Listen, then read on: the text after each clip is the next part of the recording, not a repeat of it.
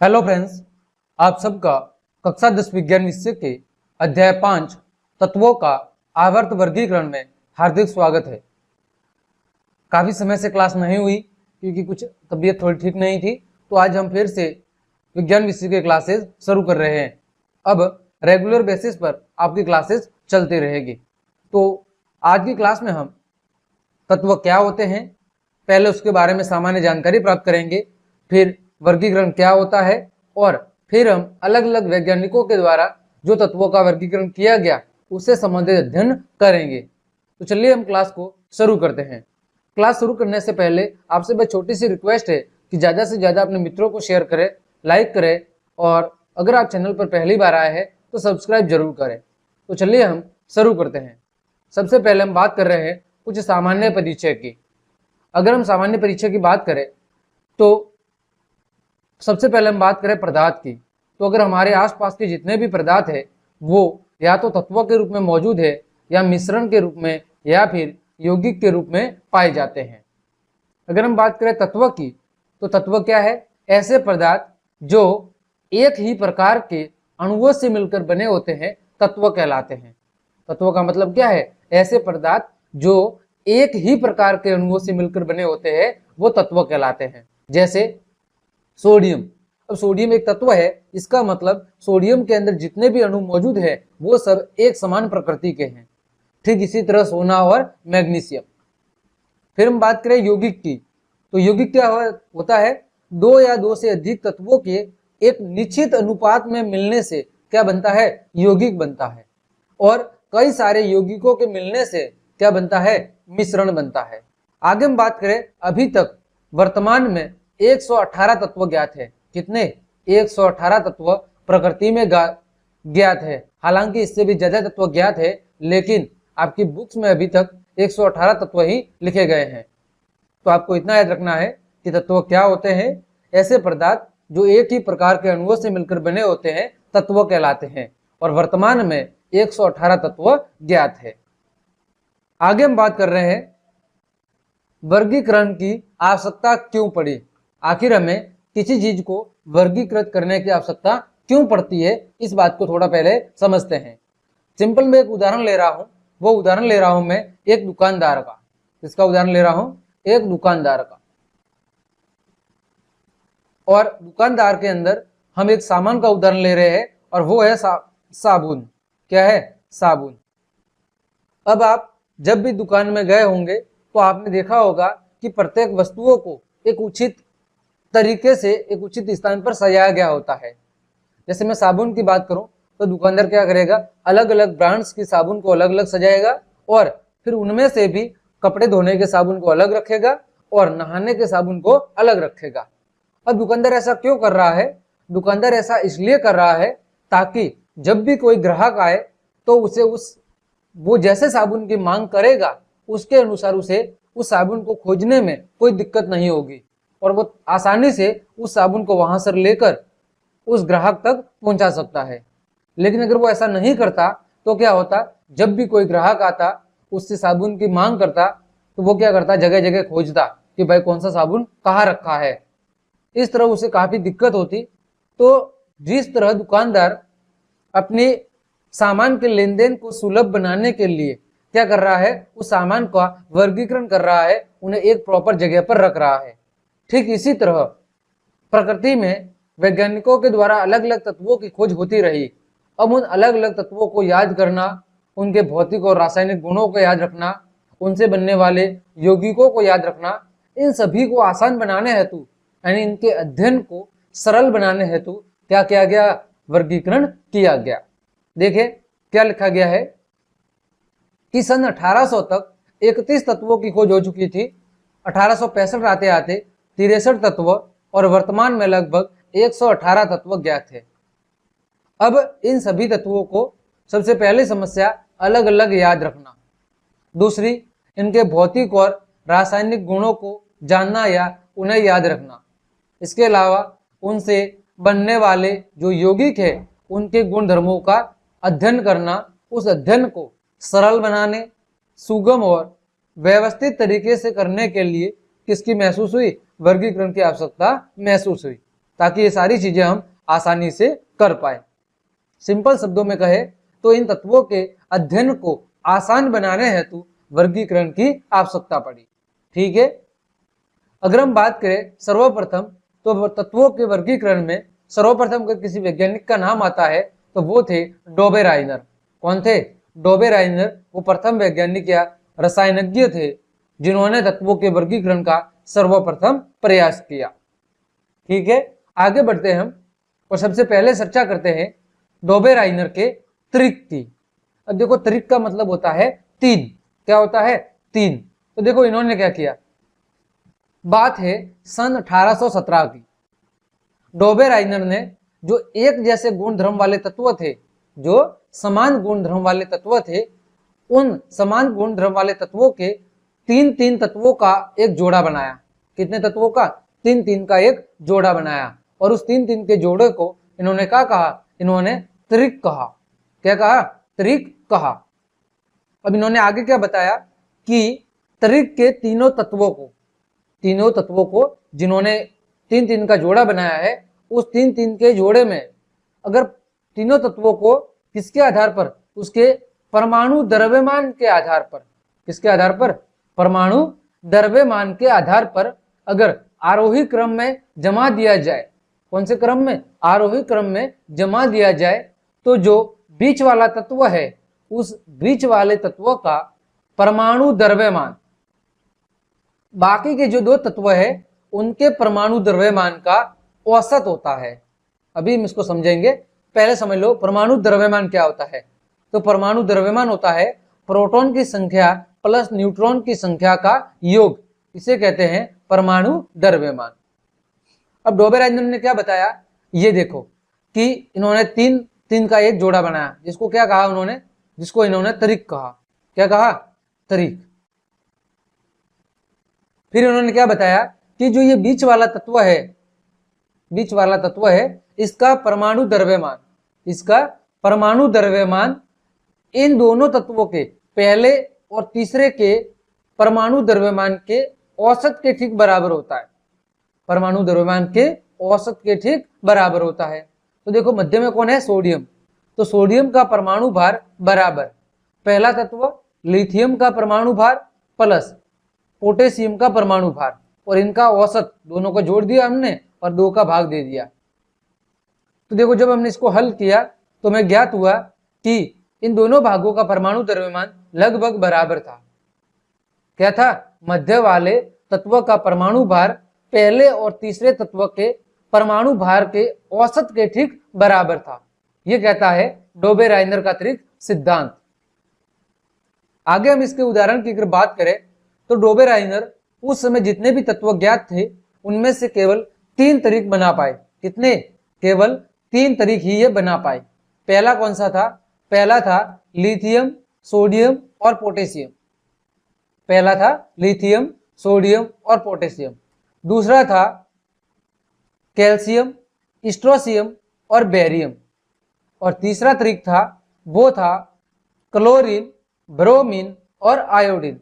ये 3 तरीक बनाने में डोबेराइनर सफल हुए। अब देखो उस समय तत्व तो बहुत ज्यादा ज्ञात थे, लेकिन डोबेराइनर ऐसा करने में सफल न हो सके, तो उनकी कुछ कमियां रह गई। और वो कमियां क्या थी वो देखो।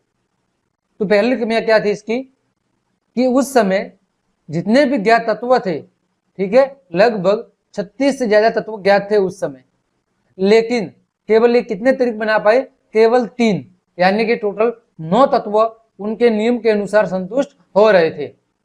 अतः यह पद्धति सफल नहीं रही। क्या होगी? अतः इनका डोबेराइनर का जो त्रिक सिद्धांत था वो सफल नहीं हो सका और इसको बाद में आगे जाके गलत साबित कर दिया गया। उम्मीद करता हूं ये आपको सिद्धांत अच्छे से समझ में आया होगा। आगे एक और अन्य वैज्ञानिक आए जिनका नाम था न्यूलैंड्स। क्या नाम था? न्यूलैंड्स। अब इन्होंने अपना अष्टक सिद्धांत दिया। कौन सा सिद्धांत दिया? अष्टक सिद्धांत दिया। देखो ये अष्टक सिद्धांत क्या होता है। बात है सन 1666 के।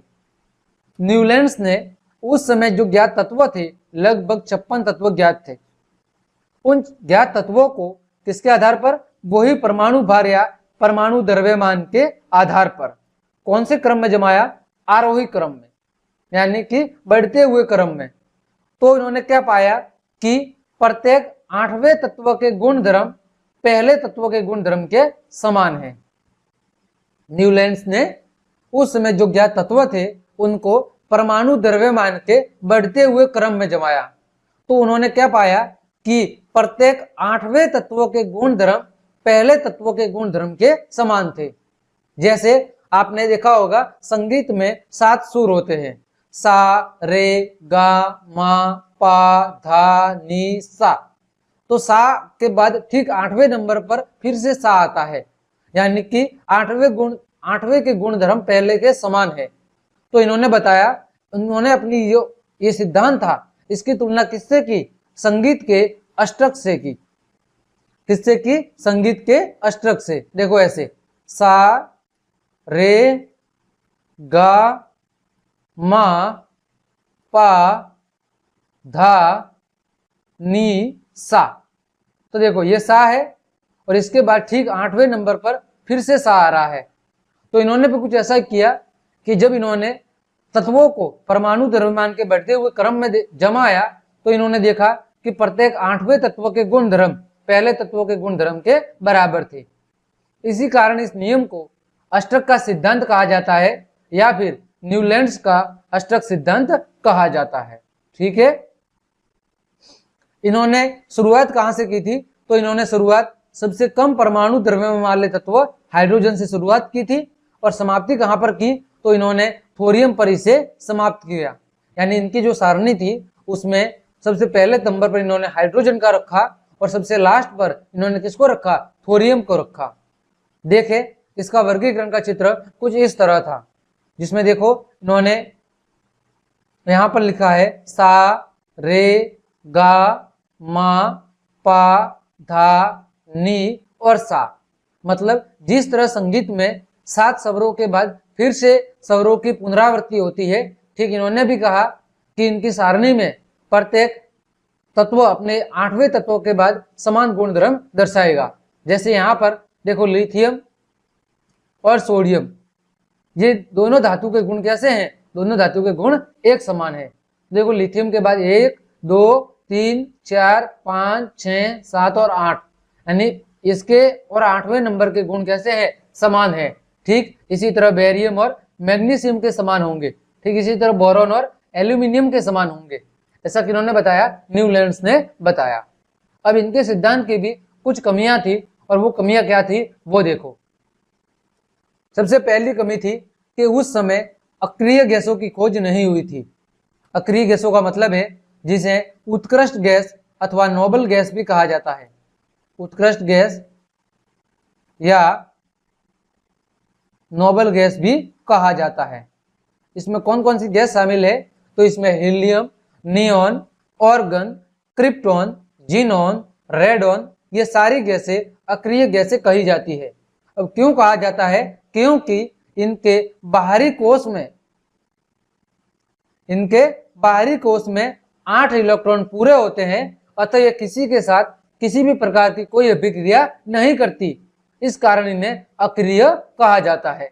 तो उस समय अक्रिय गैसों की खोज नहीं हुई थी, लेकिन जैसे ही अक्रिय गैसों की खोज हो गई तो न्यूलैंड्स का यह नियम क्या हो गया? असफल हो गया, क्योंकि जो गैसें थी वो इस गुणधर्म का पालन नहीं कर रही थी। दूसरी कमी थी कि यह जो नियम था वो केवल कैल्शियम धातु तक, जो हल्के तत्व थे उन हल्के तत्वों तक ही ठीक से लागू होता था। कैल्शियम के बाद जो भारी तत्व थे उन पर यह सही ढंग से लागू नहीं होता था। दूसरी कमी थी प्रमुख, वो ये थी कि इसके बाद में जो खोजे गए तत्व थे वो इस गुण के अनुसार सारणी में मेल नहीं खाते थे, क्योंकि जिस समय न्यूलैंड ने यह नियम दिया था उस समय केवल 56 तत्व थे और बाद में जब नए तत्वों की खोज हुई तो वे सारणी में कहीं पर भी मेल नहीं खाते थे।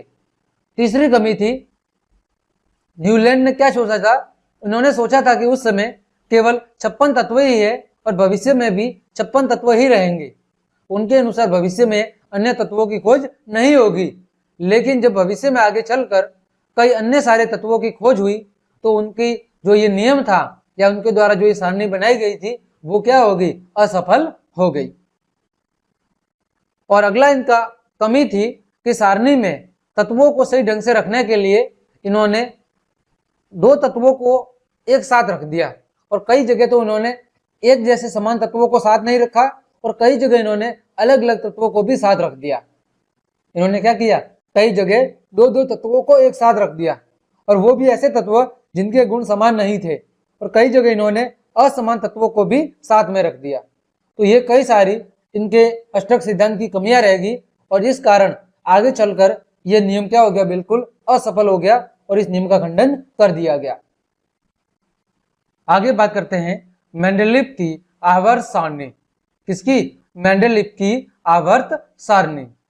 तो सर्वप्रथम अगर आवर्त सारणी बनाने का श्रेय दिया जाता है तो वो मेंडलीव को दिया जाता है।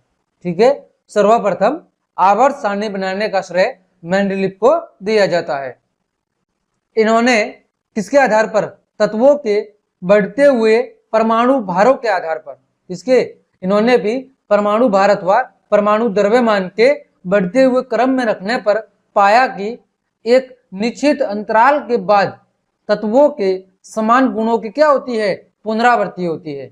इन्होंने भी क्या बताया कि तत्वों को अगर उनके परमाणु द्रव्यमान के बढ़ते हुए क्रम में रखा जाए तो एक निश्चित अंतराल के बाद उनके गुणों में क्या होती है? पुनरावृत्ति होती है। अब मेंडलीव का आवर्त नियम क्या कहता है कि जो भी तत्व है उन तत्वों के भौतिक और रासायनिक गुण किसके आधार पर तय होते हैं? इनके परमाणु द्रव्यमान के आवर्त फलन होते हैं।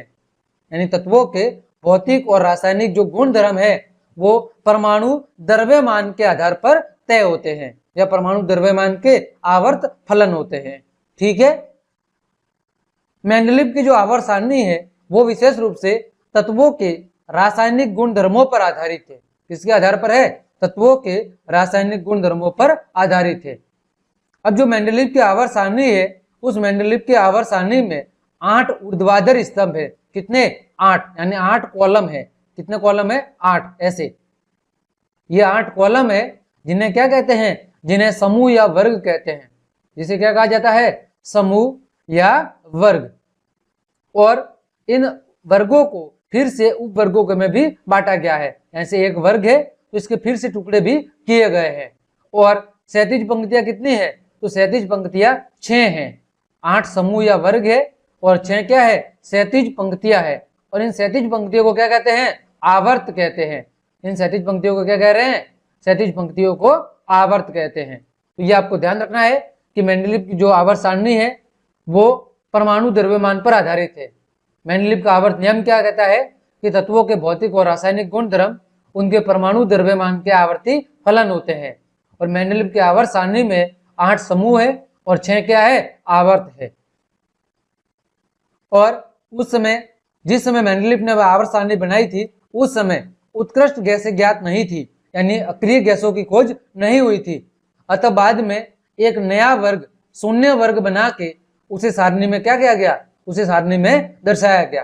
यानी जो अक्रिय गैसें जैसे helium, neon, organ, krypton, xenon, radon, उनकी खोज उस समय नहीं हुई थी।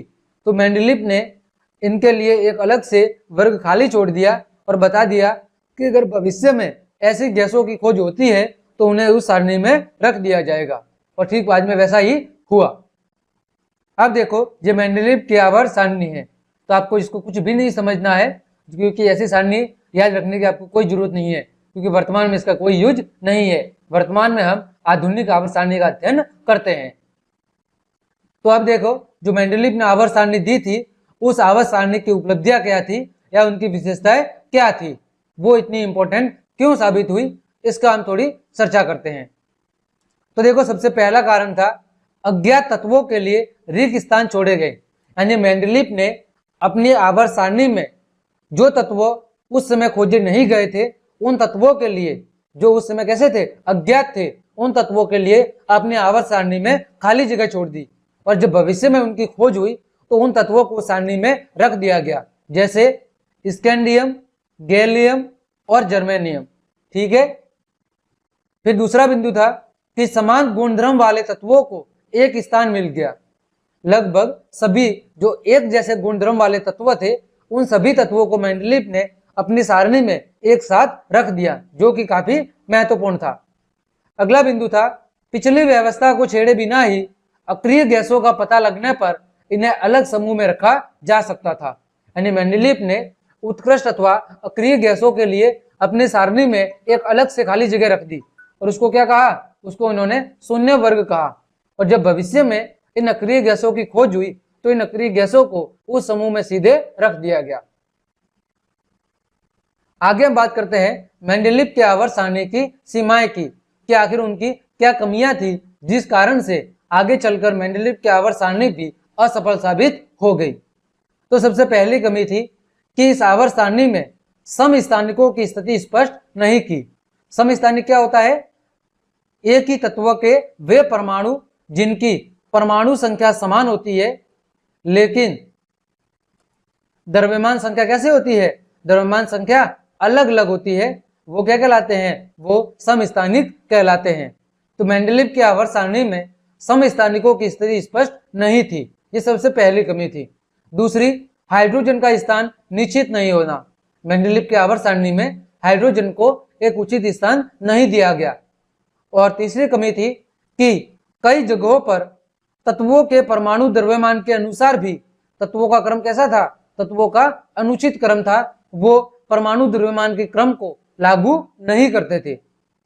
और अगली कमी थी कि कुछ समान गुण वाले तत्वों को भी मेंडलीफ ने अलग अलग वर्ग में रख दिया और कहीं कहीं असमान गुण वाले तत्वों को भी मेंडलीफ ने एक ही वर्ग में रख दिया।